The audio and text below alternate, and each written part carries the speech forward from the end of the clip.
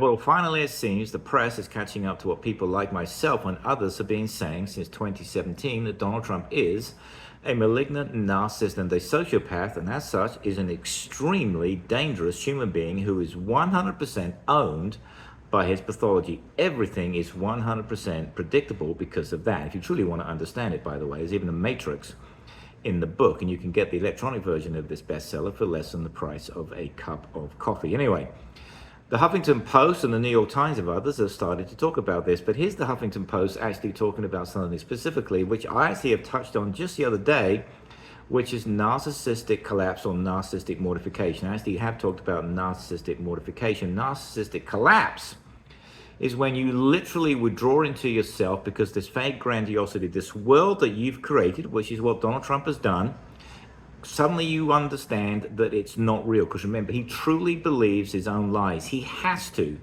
believe his own lies because as a malignant narcissist and a sociopath, I know more about wars than my generals. I know more about farming than the farmers. I'm a very high IQ individual.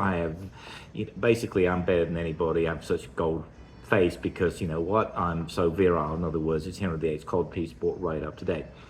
So Donald Trump could easily, well, I don't know about easily, but Donald Trump could definitely suffer from narcissistic collapse. I'm pretty sure it happened to him right after the election. He disappeared for a time when he lost the election to Joe Biden. He could literally suffer narcissistic collapse for the simple reason the Iranian war is not going well and the Epstein files are not disappearing. This is narcissistic collapse in action when you literally end up withdrawing because you cannot handle the shame.